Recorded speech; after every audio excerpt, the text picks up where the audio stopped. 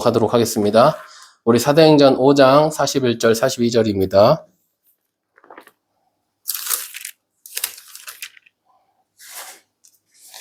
네, 사도행전 5장 41절 42절 같이 한 목소리로 읽도록 하겠습니다. 자, 시작. 사도들은 그 이름을 위하여 능욕받는 일에 합당한 자로 여기심을 기뻐하면서 공회 앞을 떠나니라. 그들이 날마다 성전에 있든지 집에 있든지 예수는 그리스도라고 가르치기와 전도하기를 그치지 아니하리라. 아멘. 예, 할렐루야. 야, 귀한 주일 우리와 함께 하시는 우리 하나님께 감사와 찬양과 영광을 올려드립니다. 예, 또 이 시간에 우리 성령님의 그 크신 임재 가운데 정말 성령님의 그 뜨거운 열정, 그것을 우리가 가져가는 귀한 시간 되시기를 예수님의 이름으로 축복합니다. 예, 지난주에 우리가 오순절 마가의 다락방에 대해서 같이 이야기를 했어요. 그죠? 예, 그래서 정말 그전에는 정말 두려움 떨고 무서워하던 그들이 성령을 통해서 담대함과 그리고 하나님을 향한 담대함과 그 능력으로 나아가는 것을 볼 수가 있었습니다. 그죠? 그들이 그전에는 정말 우울하고 부정적이었던 사람이라면 성령을 만나고 나서는 정말 밝고 긍정적인 사람으로 변했어요. 그렇게 성령님이 오시니까 이들 모두가 변화되기 시작했습니다. 그래서 빛이 오니까 이들이 이 빛을 감출 수가 없게 됐어요. 빛이 이제는 뻗어나가기 시작했습니다. 그래서 이 빛을 숨길 수가 없는 거예요. 마가의 다락방 주위에 사람들이 얼마나 많았는가 하면 그 주위에 있었던 사람들이 3,000명이나 됐다는 거예요. 그래서 사람들이 막 놀라는 거예요. 성령을 받고 막 난리가 나니까 사람들이 그 주위에서 막 무슨 일인지 이렇게 막 보고 있었어요. 근데 이제 성령으로 충만한 베드로가 나와서 말씀을 막 전하니까 사람들이 그 말씀을 듣고 막 회개하고 세례를 받기 시작한 거예요. 그래서 세례 받은 사람이 몇 명이라고요? 3,000명이 된 거예요. 그러니까 마가의 다락방 주위에 3,000명이 모인 거예요. 그 사람들이 다 지금 세례를 받게 되었습니다. 그러니까 이제 변화된 사람들이 어떻게 되는 거예요? 계속 변화된 사람을 또 낳는 거예요. 창세기의 일이 시작되는 거예요. 다스리고 정복하고 번성하라고 했던 것처럼 하나님의 그 성령의 역사, 성령님을 받게 된 사람들이 이제는 그 성령을 전하기 시작하는 거예요. 그래서 또 낳고가 계속 이제 이어지고 있는 겁니다. 이게 초대교회의 그 생명으로 인하여 일어난 역사인 것이죠. 그래서 이 계보가 이제 막 시작되는 거예요. 얼마나 은혜가 가득한지 이제는 다 자신들의 소유를 자신 것이라고 생각하지 않는 거예요. 그래서 가난한 사람들에게 주고 막 다른 사람들에게 자기 것들을 나누고 이런 일들이 일어나고 있어요. 그래서 이런 일들을 통해서 성전 앞에 이제 미문에 이제 나아갈 때 베드로와 요한이 나갈 때 미문에 이제 앉아 있는 어떤 안정뱅이가 있는 거예요. 그래서 그 사람에게 어떻게 하죠? 그 사람이 앉아 있는 그 사람을 일으키게 됩니다. 그죠? 그러니까 더 소동이 생기는 거예요. 계속 처음 이제 성령을 받고 난 다음부터는 막 이 불길이 막 계속 번져가는 거예요. 그래서 이 모습들을 보니까 이제 대제사장 장로들이 그전에는 그냥 지켜만 보고 있었는데 이제 더 이상 이제 가만히 있을 수가 없는 거예요. 그래서 이 사도들을 다 붙잡아갖고 위협하고 그들을 막, 이제는 때리고 이런 일들이 있는 것이죠.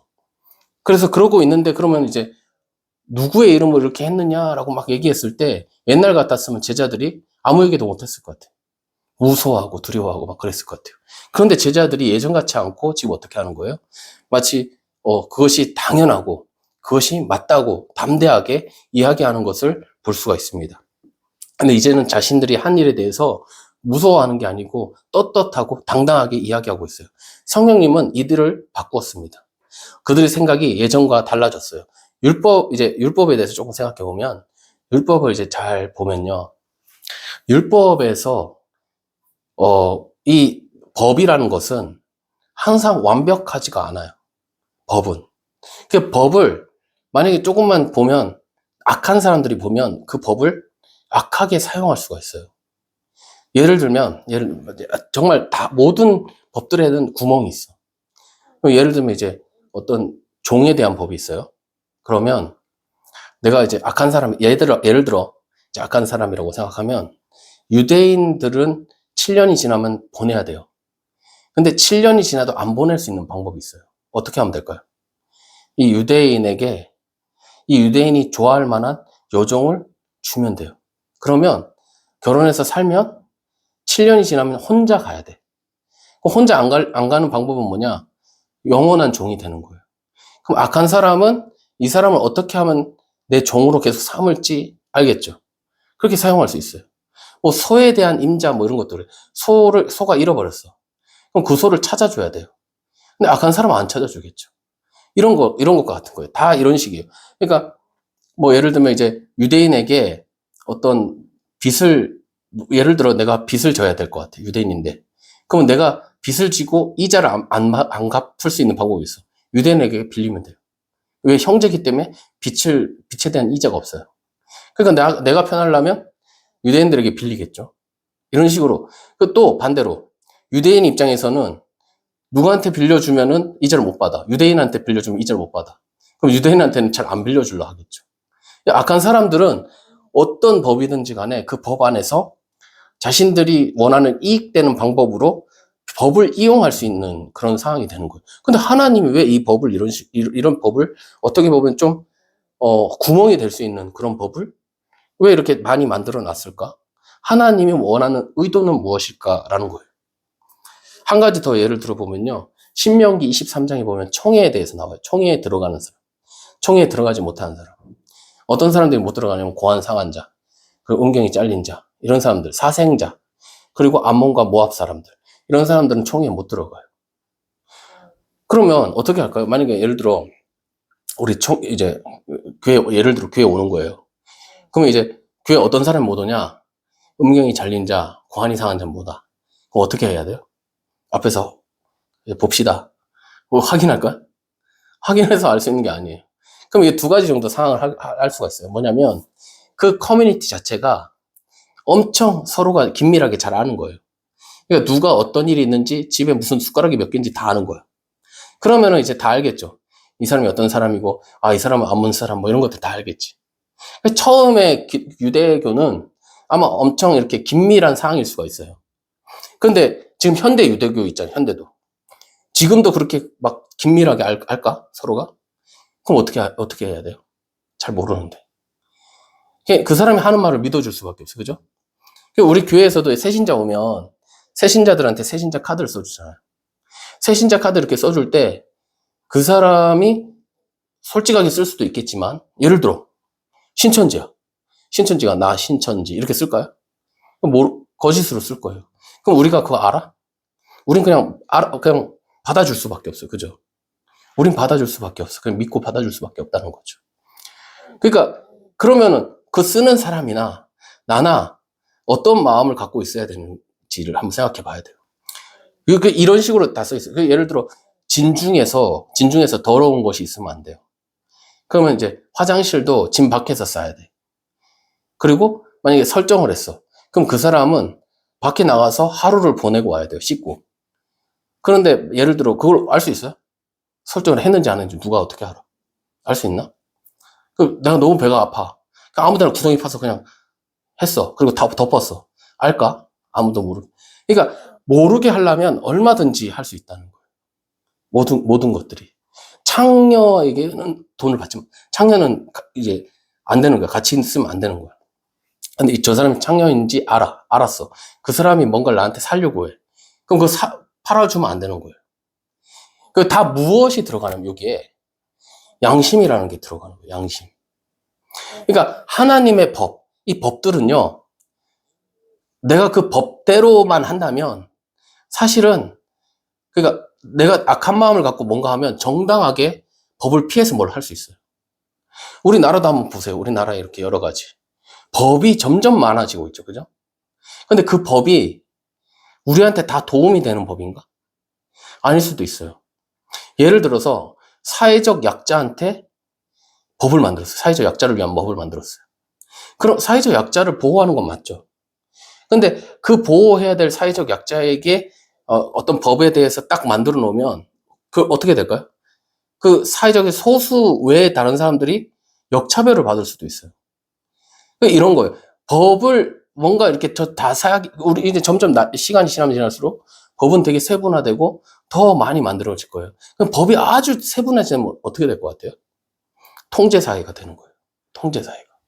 그러니까 법이 많이 만들고 디테일하게 된다고 해서 사람들이 법을 잘 지키거나 좋은 세상이 되는 게 아닌 거예요. 하나님은 더욱 법을 세세하게 자세하게 만들 수 있으신 분이죠. 근데 그렇게 하시지 않으셨어요.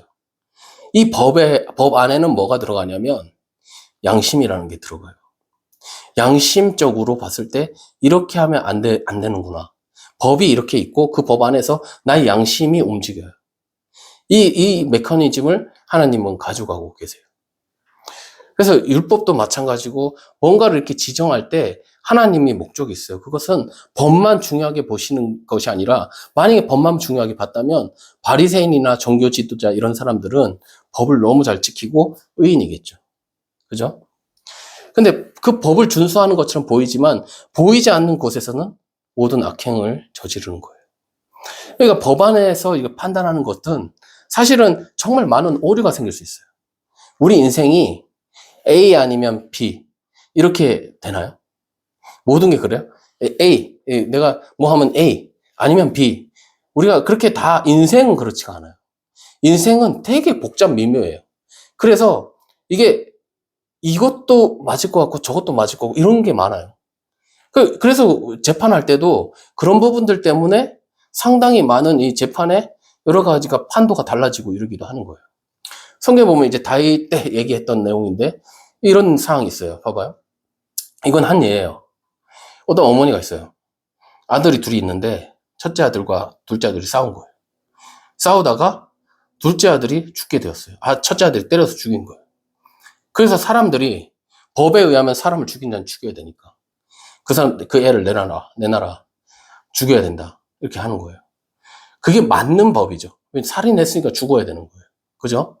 근데 어머니 입장에서는 이 하나 남겨진 이 악한 아들이라고 해도 이 아들까지 잃으면 다 잃는 거야. 이 어머니 입장에서. 그러면 어떻게 해야 되냐는 거죠. 이런 식의 어떤 정확한 법의 판단을 할 수도 있지만 그 어떤 여지가 있는 부분들이 있는 거예요. 그래서 우리 인생을 이렇게 정확하게 이렇게 사라지는 게 아닙니다, 사실은. 법은 있지만 그 법을 어떻게 사용하는지가 써 있는 게 사실 시가서예요. 시편, 잠언, 전도서 이런 데는 사랑으로 그 안에서 어떤 식으로 판단해야 되는지 하나님의 마음은 무엇인지를 알려주는 게 시가서에 있는 내용입니다. 우리 인생이 그렇게 정확하게 그렇게 되지가 않아요. 복잡 미묘한 상황 가운데 놓이게 되고 그럴 때 법은 이렇게 하라고 하지만 우리가 양심에 비추었을 때 그 법의 판단 이상의 어떤 판단들이 있어야 한다는 것이죠. 그럴 때 무엇이 그런 기능을 하는가? 우리 안에 있는 양심이 그런 기능을 한다는 것입니다. 양심이 회복되는 것이 무엇일까요? 양심이 회복되십니다. 성령님이 하시는 일이 바로 이 양심이 회복되는 일이에요. 우리가 그전에는 별로 이렇게, 이 양심에 꺼리낌이 없었어. 내가 거짓말을 조금 해도 그게 크게 나에게 데미지가 안 돼요. 근데 성령님이 충만해지면 어떻죠? 조그마한 거짓도 내가 허용이 잘 안 돼. 내 양심이 막 살아있게 되는 거예요. 성령님이 하시는 일 중에 하나인 것이죠. 그것이 우리 안에 회복되어야 되는 거예요. 성령님이 오시면 일들이 일어날 줄 믿습니다. 그래서 뭐든지 조심하고 더 겸손해지고 이렇게 되어지는 거예요. 우리가 그런 모습이 있었으면 좋겠습니다. 만약 율법적으로 지킨다면 그렇다면 사람들이 보이는 곳에서는 잘할 거예요. 우리가 교회에서도요, 하나님 사랑합니다, 뭐 이런 거 엄청 막 잘할 수 있어요. 그렇죠? 그런데 보이지 않는 곳에서는 하나님과 전혀 생판 다른 사람으로 살게 돼요. 양심이 없으면 그렇게 돼요. 양심이 없으면 교회에서 사람들 보이는 데서는 다 잘할 수 있어요. 근데 양심이 살아있으면 사람들이 없는 곳에서도 하나님을 예배하는 삶으로 살게 되어진다는 겁니다. 이게 성령이 충만한 사람들의 특징인 거예요. 우리가 생각할 때 옳다고 생각하는 것들이 있습니다. 그죠? 그러나 그렇다고 해서 그렇게 다 사라지지가 않아요. 그죠? 이 제자들 한번 보세요. 지금 되게 당당해요. 근데 제자들이 그 예수님을 부인하면 안 된다는 것을 그전에도 몰랐을까요? 예수님을 위해서 죽겠다고 했어요. 베드로는. 그러니까 성령 받기 전에도 이들은 알았어요. 뭐가 옳은지 그런지를 알고 있는 거예요. 그런데 진짜 예수님을 시인해야 될 때가 딱 왔는데 목숨이 위태하니까 양심으로 양심을 버리는 거예요. 사실은 그때 나 예수님 제자입니다. 이렇게 얘기할 수 있어야 되잖아요. 근데 안 되는 거예요. 목숨이 위태해지면 안 되는 거예요. 제자들이 성령 받기 전에도 알고 있지만 그것이 되지 않았습니다. 그 예수님을 시인하고 그렇게 고백하며 목숨까지도 건다고 고백까지 했지만 안 되는 거예요. 안 되는 거예요. 두려움이 있으면 이 양심을 버리게 만드는 겁니다. 우리에게도요, 다 양심이 있죠. 우리 안에 다 양심이 있잖아요. 무엇이 옳고 이 양심을 따라야 된다는 것도 너무 잘 알고 있지만 우리에게 사실은 손해가 된다는 어떤 상황이 생기면 양심을 버리게 되어져요. 양심을 버리게 돼요. 그러니까 인간이 할 수 있는 한계가 있다는 것입니다. 한계가 있는 거예요. 우리에게는 한계가 있는 거예요. 우리 힘으로 하는 한계가 있는 거예요. 그러다가 내 목숨이 위협을 받고 내가 손해를 받는다고 생각하면 더 이상 하나님의 말씀을 따를 수가 없게 되어지는 거예요. 우리 힘으로는. 그래서 양심 그런 게 없어지는 거예요. 근데 성령으로 충만함을 받으면 이 양심이 다시 강력하게 반응하게 되는 것입니다. 그리고 그 양심을 따르지 않을 수가 없게 되는 거예요. 양심이 가르치는 대로. 그 양심은 성령님의 양심이에요. 성령님의 양심. 그래서 내 목숨보다도 더 귀하게 생각하고 따르게 되어지는 겁니다. 그래서 이걸 선한 양심이라고 이 신약에 이렇게 써 있어요. 우리 같이 한번 찾아보겠습니다. 디모데전서 1장 19절에 이렇게 말씀을 하고 있습니다. 같이 한번 읽어보겠습니다. 자, 시작. 믿음과 착한 양심을 가지라. 어떤 이들은 버렸고 그 믿음에 관하여는 파선하였느니라. 아멘. 예, 이 양심을 버리면 어떻게 된다고요? 믿음도 부서지게 된다는 거예요. 양심을 버리면 어떻게 된다고요? 믿음이 부서진다고요. 지금 그렇게 얘기하고 있는 거예요. 양심을 버린 그 사람들은 믿음이 박살났다. 양심을 버리면 믿음이 박살나는 거예요. 자, 그 디모데 전서 4장 1절에서 2절에도 있는데 우리 같이 한번 읽어보겠습니다. 한번 읽어보겠습니다. 자, 시작.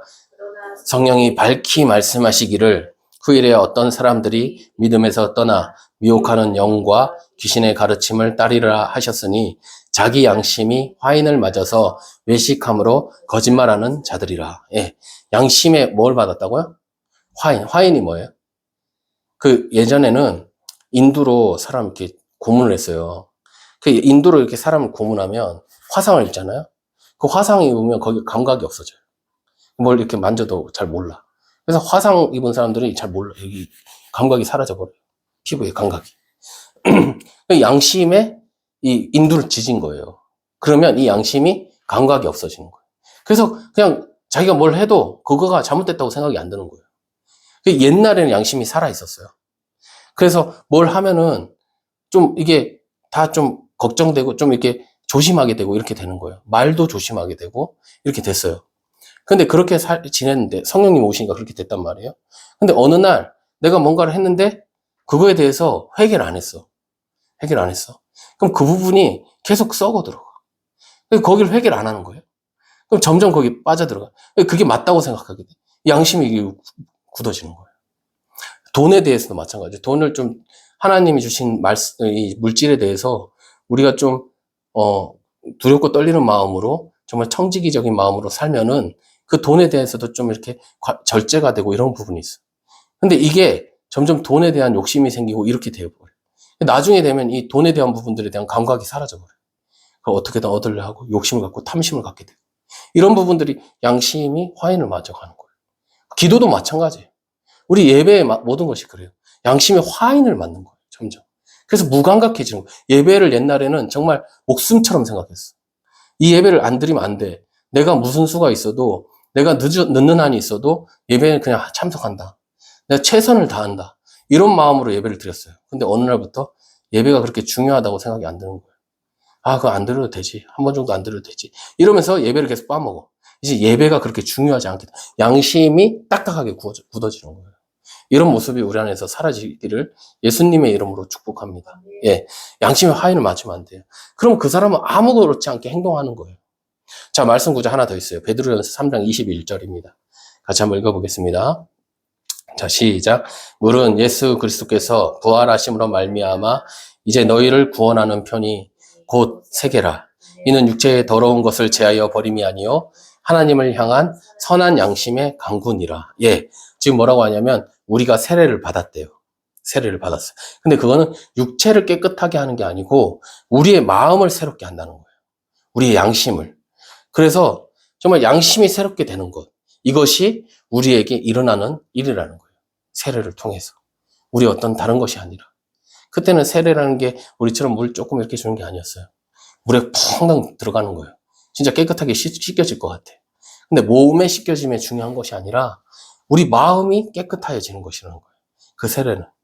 하나님을 만날 때 우리가 그렇게 새롭게 되는 우리가 되기를 예수님의 이름으로 축복합니다. 자, 정리해 볼게요. 우리에게 두 가지 법이 있어요. 하나는 생명의 성령의 법이 있어요. 하나는 죄와 사망의 법이 있는 거예요. 우리에게 주어진 율법은 우리가 다 따르지 못해요. 그걸 따를 수가 없습니다. 우리가 연약하고 우리의 생명을 잃으면서까지 지키지 못합니다. 우리 힘으로는 안 되는 거예요. 그런데 하나님은 하신다고 하세요. 로마서에 보면 하나님께서 하신대요. 그래서 예수 그리스도를 통해서 이 율법을 다 이루셨습니다. 그리고 이제 성령을 통해서 우리가 하나님의 법 안에서 우리가 자유하게 온전하게 되어지는 거예요. 그래서 이를 통해서 성령님은 우리 안에서 선한 양심이 작동되게 하시는 거예요. 선한 양심. 그래서 성령으로 말미암아 살아가는 우리가 그 죄의 법 아래 거하지 아니하고 자유케 돼. 그래서 무엇인지 하나님 안에서 할 수 있는 자가 되어진다는 것입니다. 그래서 로마서 8장에 육신의 생각은 하나님과 원수가 된다는 거예요. 육신의 것은 하나님과 원수가 된다는 거예요. 성령님이 아니면 하나님과 함께 할 수가 없는 거예요. 왜? 우리의 육신은 한계가 있는 거예요. 그래서 못해요.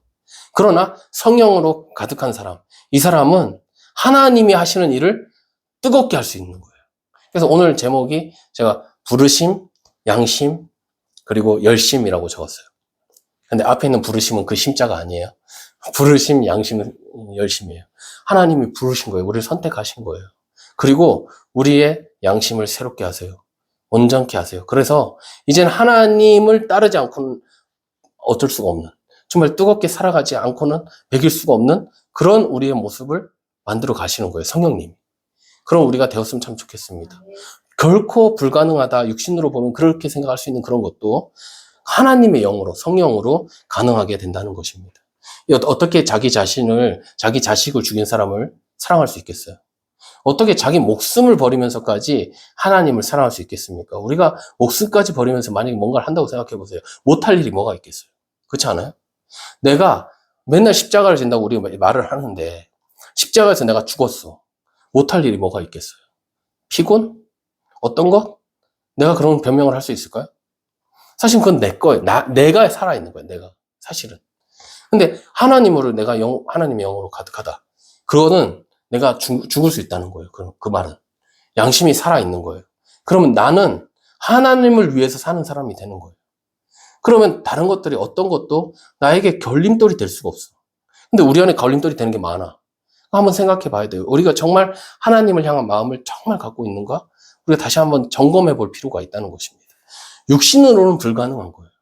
육신으로 봤을 땐 내 피곤함도, 나의 연약함도 여러 가지를 통해서 난 못하는 거예요. 육신은 그런 거예요. 그런데 사람은 적어도 자기 생명을 버리면서까지 무엇을 하지 않습니다. 그러나 성령으로 충만해진다면 그럼 그 사람은 하게 되는 사람이 될 것입니다. 하나님의 사랑은요, 하나님의 그 이름을 위해 죽기까지예요. 하나님의 사람은 뭐라고요? 하나님의 이름을 위해서 죽기까지예요. 지금까지 그게 성경의 역사잖아요. 하나님의 역사잖아요. 많은 사람들이 예수 그리스도의 이름 때문에 그 부인하면 되는 건데 쉽게 부인하고 다음에 다시 믿어도 되잖아요. 근데 그걸 안 하고 그냥 미련하게 죽는 거예요. 그런 사람들의 그 사역, 그 일들이 지금 우리에게까지 연결되어 있어요. 그런데 우리는 정말 그 죽는 것을 고사하고 아주 작은 것조차도 우리가 그렇게 못하고 있다는 것이 우리의 현실이지 않는가 한번 생각해 봐야 된다는 것이죠. 그럼 정말 성령 충만한가? 우린 정말 성령으로 살아가는가? 한번 질문해 봐야 돼요. 우리 안에서.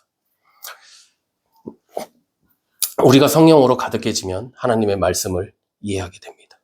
그리고 어떻게 살아가야 하고 어떻게 죽어야 하는지를 우리는 알게 되어져요. 성령으로 그렇게 알게 되어질 것입니다. 자, 이사야 9장에 보면요. 흑암에 사는 사람들이 있어요.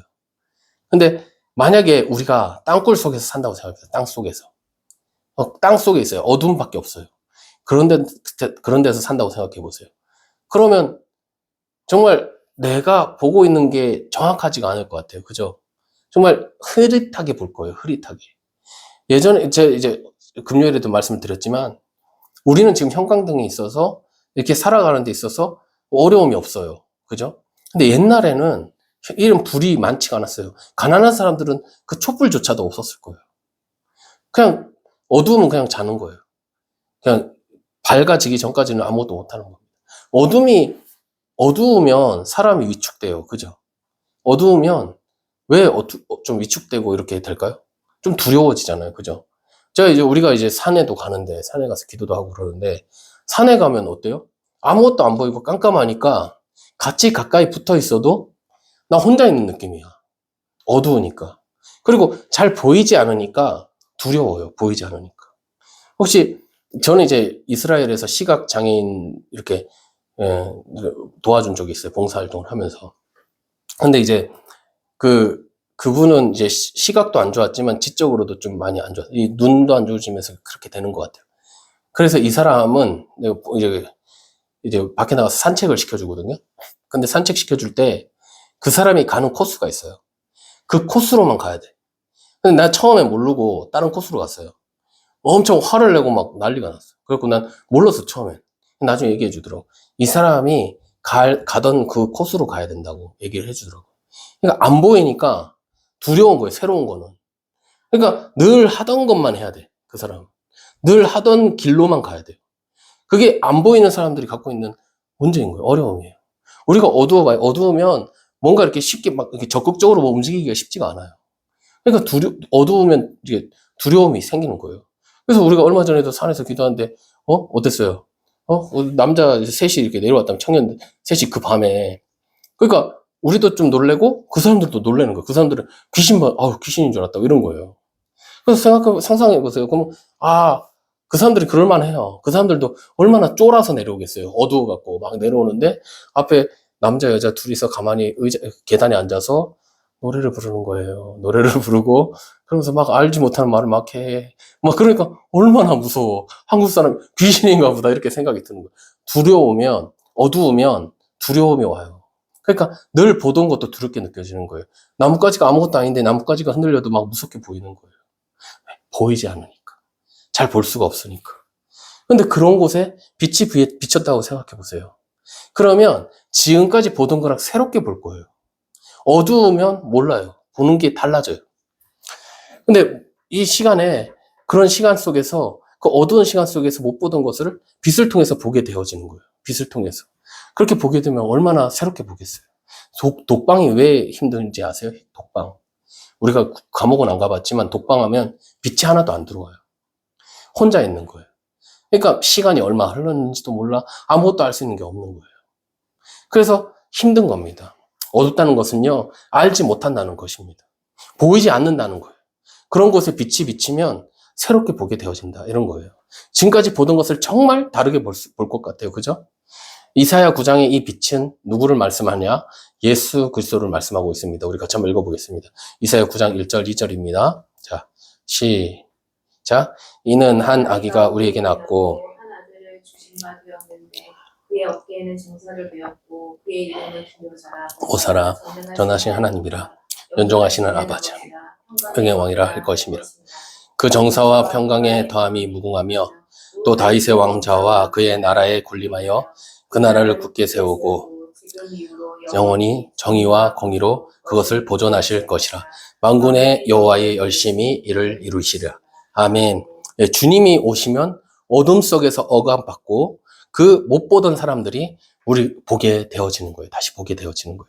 저는요, 가끔 이렇게 외국 여행을 가거나 혹은 이제 비즈니스로 이렇게 뭐 어떤 일을 하러 가게 됐을 때가 있으면 이제 좀 못 사는 나라에 이렇게 가보면 좀 안 돼 보일 때가 있어요. 그 사람들은 그 한 달을 열심히 벌어요. 열심히 일해요. 20만 원 벌어서 가는 거예요. 내 입장에서는 20만 원은 참 용돈도 안 되는데 저들은 그것 때문에 좀 아둥바둥 살고 있는 걸 보면 좀 안 돼 보이는 거예요. 저는 이제 왜 그걸 알고 있죠? 그들보다 더 나은 삶을 살고 있기 때문에 그게 보이는 거예요. 근데 저 사람들은 그 삶을 알 수가 없죠. 자기들은 그거에 만족하면서 행복하게 살아요. 그러나 그것은 이제 그들 안에서는 행복이지만 사실 그들이 우리의 이 잘 사는 이 삶을 알게 된다면 자신들이 사는 게 좀 어떻게 보면 다르게 느껴질 수가 있을 것 같아요. 근데 그걸 못 봐서 그렇죠. 아프리카 가면 꾸정물을 먹는 사람이 있어요?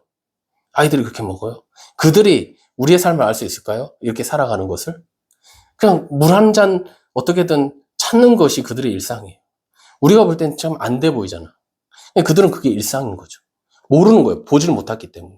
그 삶을 보지 못하면 알 수가 없어요. 그런 겁니다. 옛날에 이 부시맨이라는 영화가 있었어요. 부시맨.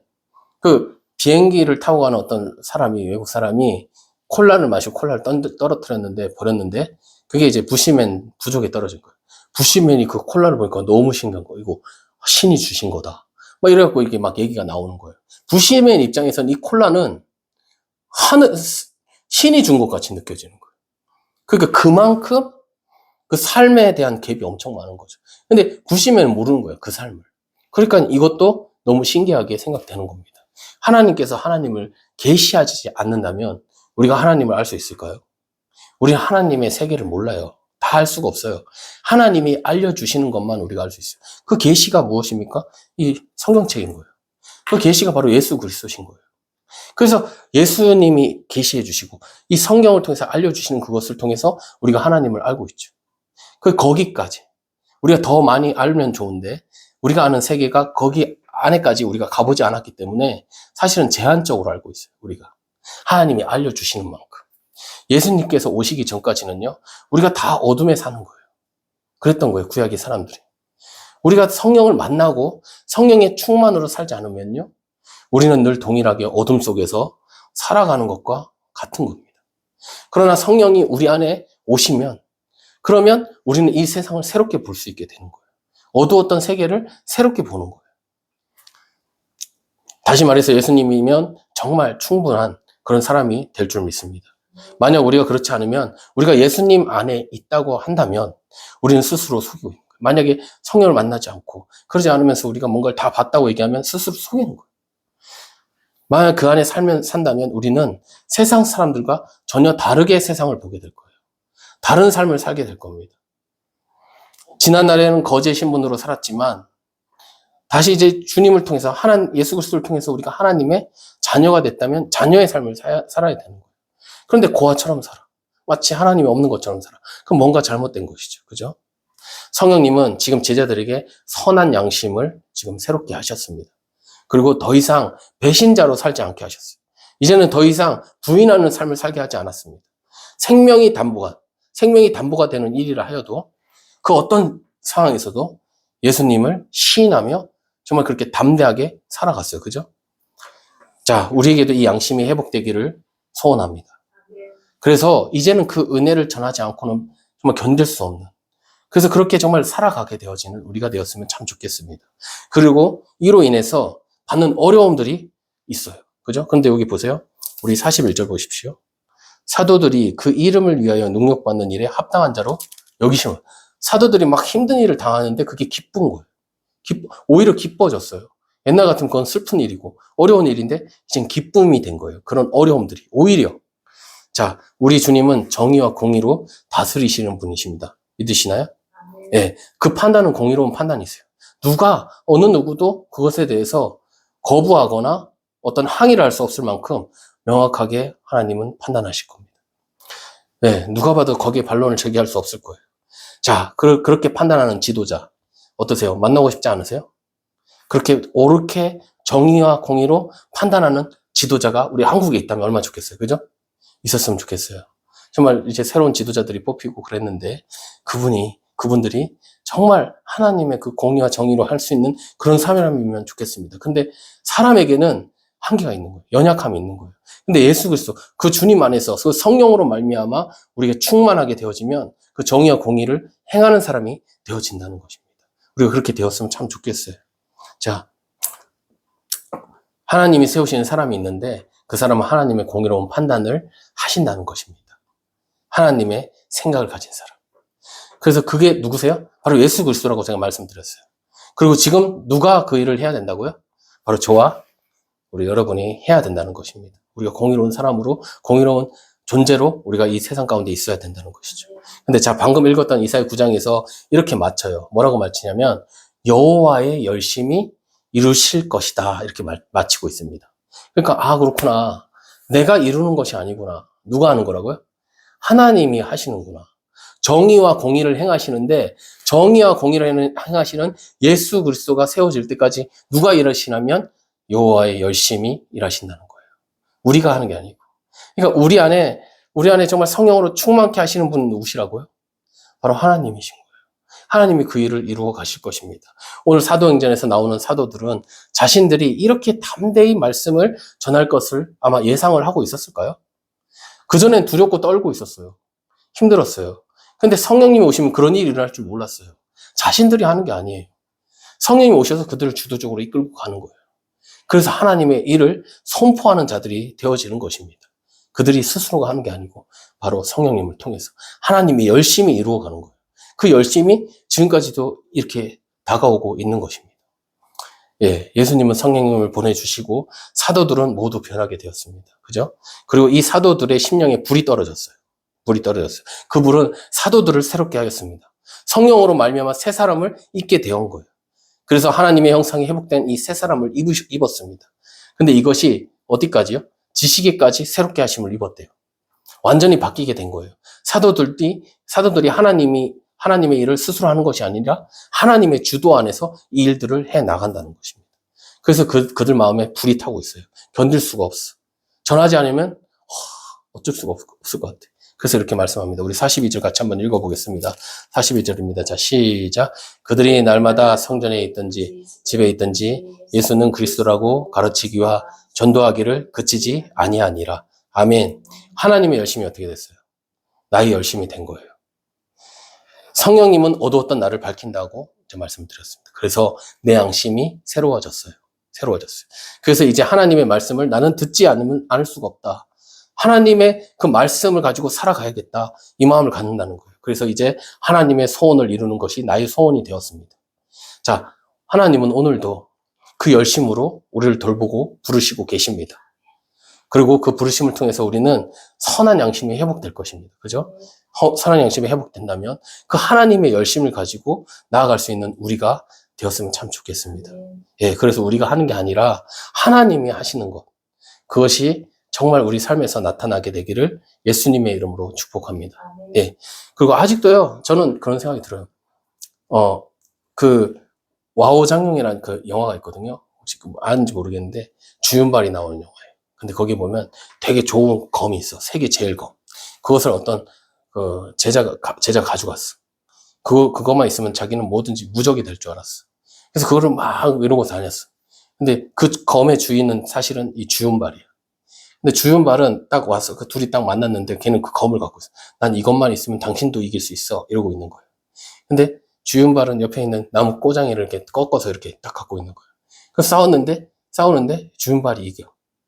그러니까 검이 중요한 게 아니고 누가 검을 갖고 있느냐가 중요한 거더라고요. 그러니까 하나님이 와서 우리를 딱 잡으면 우리가 나무 꼬쟁이라도 상관은 없는 거예요. 하나님이 그것으로 일을 하시는 것이죠. 그죠? 지금 이제 세계에 여러 가지 상황들이 많이 있어요. 전쟁이 막 여러 군데에서 일어나고 있고 정말 세계가 점점 어두움 가운데로 가는 것 같아요. 특히 이번에 이제 얼마 전에 이스라엘과 이란의 이 전쟁은 또 특별히 우리가 또 이렇게 지켜봐야 되는 것 같습니다. 근데 이 이란은 나라 목적이 뭐냐면 이스라엘을 진멸하는 게 이 나라에 있는 목적이에요. 그것을 아주 가장 중요한 어떤 것으로 생각하고 있고 그래서 핵폭탄을 막 만들어가고 있는 거예요. 이스라엘을 진멸하기 위해서. 그렇고 있는 거예요. 이게 사단의 모습 같아요. 그죠? 사단의 아주 생각으로 갖고 있는 나라인 것 같아요. 근데 하나님은 하나님의 열심이 있잖아요. 하나님은 이 상황을 통해서 무엇을 원하실까? 우리가 한번 생각해 보면 참 좋을 것 같아요. 하나님의 열심이 있어요. 이스라엘을 회복하는 게 하나님의 열심이에요. 사단도 열심히 있어요. 사단은 어떻게 하는 게 열심이에요? 이스라엘을 없애는 게 열심이야. 사단의 열심이 있어. 이란을 통해서 사단은 어떤 열심을 갖고 있냐? 이스라엘을 없앴으면 좋겠는 거예요. 하나님은 열심을 갖고 있는데 그 열심은 무엇이냐? 이 모든 상황을 통해서 이스라엘 백성을 새롭게 하는 게 하나님의 열심인 거예요. 또 한 가지, 이란 안에는 몇백만 명의 예수님을 믿는 사람들이 있어요. 몰래 믿는 사람들이. 그 사람들은 생명을 걸고 예수님을 믿고 있어요. 숨겨져 있어요. 하나님은 이 상황을 통해서 이란을 바꾸실 것을 믿습니다. 아마 바꾸실지도 모르겠어요. 그래서 그 안에 있는 이란의 그 숨죽이고 기도하고 있는 눈물을 흘리고 있는 그들을 다시금 해방시켜 줄 것이라고 저는 믿어요. 그래서 우리가 이것을 위해서 기도했으면 좋겠어요. 좀 하나님의 열심을 통해서 우리 안에도요, 사단의 열심이 있어요, 우리 안에. 사단은 우리를 계속 전복시키려고 해요. 하나님께로 나아가지 못하게 해요. 예배를 막고 있어요. 우리의 삶을 여러 가지로 막고 있습니다. 근데 하나님은 그 모든 것들을 이겨내고 우리가 좀 하나님의 열심으로 나오도록 계속 인도하실 줄을 믿습니다.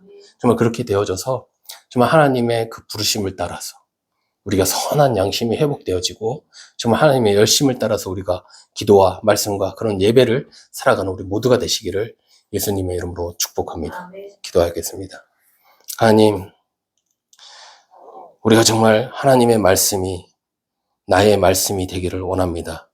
정말 말씀대로 그래서 살아가며 우리 아들람 기도의 집이 아버지 우리 모두가 아버지 정말 예수 그리스도의 그 놀라우신 사랑 가운데 거하게 하여 주시고 하나님 주님의 열심으로 정말 한 걸음 한 걸음 나아갈 수 있는 우리 모두가 되게 하여 주시옵소서. 사단도 열심을 갖고 있습니다. 정말 사단의 열심은 우리 모든 믿는 자들을 진멸하려고 합니다. 넘어뜨리려고 합니다. 아무도 하나님을 바라보지 못하게 하려고 합니다. 그러나 하나님은 그때 역전의 하나님이 되셔서 아버지 모든 것을 새롭게 하시고 회복시키실 하나님인 줄 믿습니다. 그리하여 정말 하나님이 이루실 놀라운 일들을 보며 하나님을 찬양하며 하나님께 영광을 올려드리는 아버지 참 주님의 믿음의 사람들 다 되도록 주님 도와 주시옵소서. 주께서 역사하시고 함께 하실 것을 믿고 감사드리며 살아계신 우리 주 예수 그리스도의 이름으로 기도드립니다. 아멘.